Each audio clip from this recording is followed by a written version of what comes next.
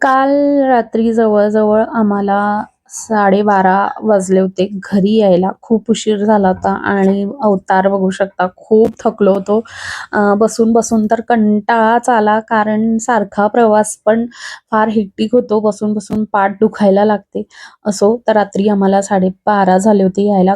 तिथून निघायला आम्हाला जवळ-जवळ 2 वाजले होते. 2-2:30 झाले होते आणि तरी बऱ्यापैकी लवकर आलो होतो. आणि मी तिथेच थांबली होती कोथरूडमध्ये. जर लवकर आलो असतो 10 पर्यंत जर पोहोचलो असतो, तर मग अहो घ्यायला आले असते मला तिथे कोथरूडमध्ये.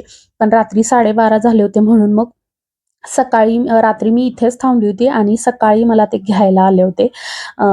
त्यांना मी सांगितलं, की मी आपापली येते, पण त्यांचं होतं, की "नाही, मी येतो तुला घ्यायला," म्हणून तर ते घ्यायला आले होते. आणि हा रोनितसुद्धा आला होता, कारण तो आज गेला नव्हता शाळेत. शाळा होती म्हणून मी त्याला कुठेही नेत नाही. शाळा मिस व्हायला नको आणि त्याने आज बंक केला, कारण मी नव्हती घरी आणि त्याचं असं होतं, की मला आज शाळेत जायचंच नाहीये. आणि अहोंनी पण मग ठीक आहे, नाही तर मग एक दिवस त्यांनी असू दिलं त्याला. तर तोही शाळेत गेला नव्हता, तर तोही तिथे घ्यायला आला होता मला आणि हेही आले होते. तर इथे सगळा सामान आणलेला होता. तर घरी भाजीपाला जो आहे, तो आदल्या दिवशी जो आम्ही घेतला होता, तर मी तुम्हाला म्हटले होते, की व्हिडिओ करायचा राहिला होता. तर इथे सगळ्या पिशव्या जमा झालेल्या आहेत आणि मम्मीने लाडूही दिलेत. मेथीचे, परत गव्हाच्या वड्याही दिल्या आहेत, तेही मी तुम्हाला पुढे दाखवेलच. तर असा सगळा भाजीपाला दिलाय आणि इथे बसली होती, कारण लगेच आम्ही निघणार नव्हतो. हे आले होते घ्यायला आणि मी तिथे होते, तर मग ताईचं असं होतं, की जेवण करूनच जा. परत मी घरी गेले असते आणि मग स्वयंपाक केला असता, जेवलो असतो. उशीर झाला असता, वेळ झाला असता. म्हणून मग ताईचं असं होतं, की जेवण करूनच जा. मग ती स्वयंपाक करत होती, तोपर्यंत इथं मी माझे काम करून घेत होते. म्हणजे जे निवडायच्या गोष्टी असतात ना, निवडायला बराच वेळ जातो. तर म्हटलं इथं बसल्या-बसल्या आपण भाजी जी आहे ती निवडून घेऊ. तर मेथीची भाजी निवडून घेतली होती आणि चवळी होती, तर चवळीचे दाणे पण सोलून घेत होती. चवळी सोलून घेत होती. कारण याला बराच वेळ लागतो. एक-एक शेंग सोलून घेण्यासाठी बराच वेळ जातो. तर ते निवडून घेत होती बसल्या-बसल्या आणि इथे ताईने पालकची भाजी केली होती. पालकची भाजी बनवलेली होती. तर आदल्या दिवशी छान अशी गावरान खानदेशकडे जी मिळते गावरान पालक होती. इथे पुण्या साईडला ना पालक वेगळे आणि शोप वेगळे असं मिळतं. शेपू वेगळा मिळतो. पण गावाकडे एकत्र मिळते, एकत्र जोडी असते. तर आदल्या दिवशी ती आणली होती, तर तीच भाजी इथं केली होती. ताईलाच बोलली साधंसंच भाजी-पोळी छान असं. तर रोनीतला भूक लागली होती म्हणून मग त्याला इथं चपाती आणि भात मिक्स करून दिला आणि त्याच्याबरोबर त्याच्यामध्ये भाजी मिक्स करून देत होती. आम्ही नेहमी पालक, कांद्याची पात अशी जर भाजी असली तर त्याच्याबरोबर भात बनवतो, कारण छान लागतो. आधीपासूनची सवय आहे. तर ती इथे आम्ही कंटिन्यू केली आहे. तर पालक आणि कांद्याची पात असली की पातळ अशी, तर आम्ही भात बनवतो. आणि त्यानंतर वहिनी पण आलेली होती भेटायला. त्यांचा फोन आला, की आहेत का असं होतं, तर मग भेटायला आली होती आणि ह्यांचं दोघांचं जेवण सुरू होतं. माझ्या शेंगा सोलणं सुरूच होतं. बराच वेळ लागला. जवळ-जवळ 1 किलो शेंगा असल्यामुळे त्याला फार उशीर झाला आणि त्यानंतर जेवण वगैरे केलं, सगळं आवरलं गेलं आणि मी चालली होती आता घरी. अ, मी तशाच अवतारात होती आदल्या दिवसापासूनच्या. मी अंघोळही केली नव्हती, कारण जेवढे ड्रेस किंवा साड्या आणल्या होत्या ना, त्या सगळ्या वापरून झाल्या होत्या आणि बागेमध्ये सगळे उष्टेच कपडे होते. तर अंघोळ करून परत तेच कपडे घालायचे, त्याच्यापेक्षा मी अंघोळच केली नाही. घरी गेल्यावर अंघोळ करेल असं सांगितलं.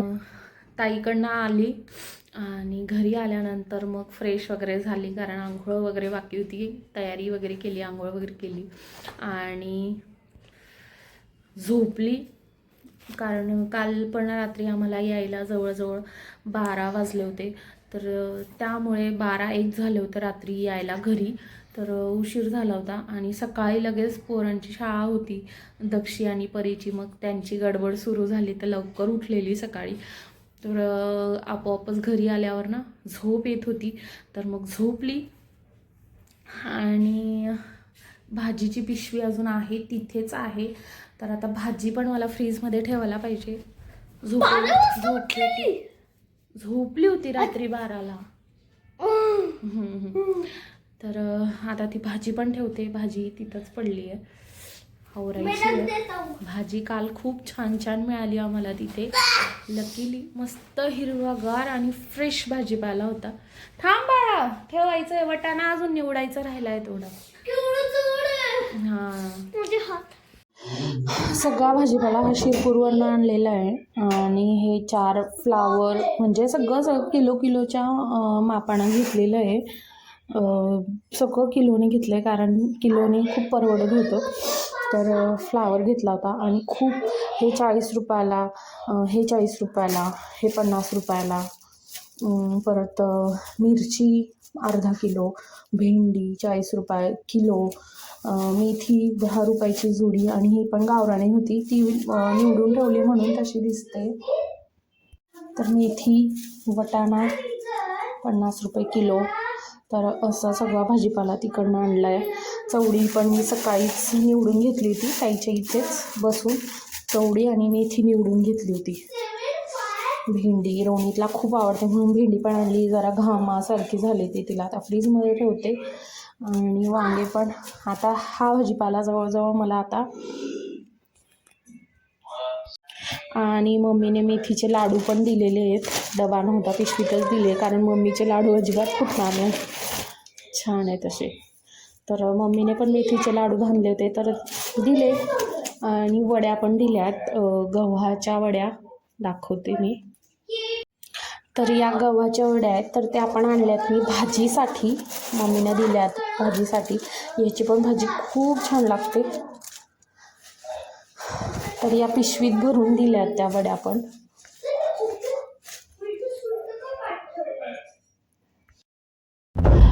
तर सगळा भाजीपाला मी आणला होता गावावरून आणि इथे मी नॅचरल व्हॉइस म्हणजे बोलत होते, पण तो आवाज माझा रेकॉर्डच झाला नाही.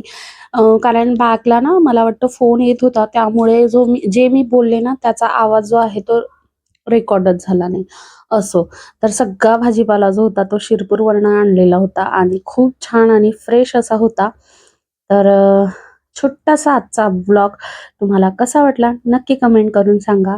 लाईक, शेअर, सबस्क्राईब करायला विसरू नका. बाय.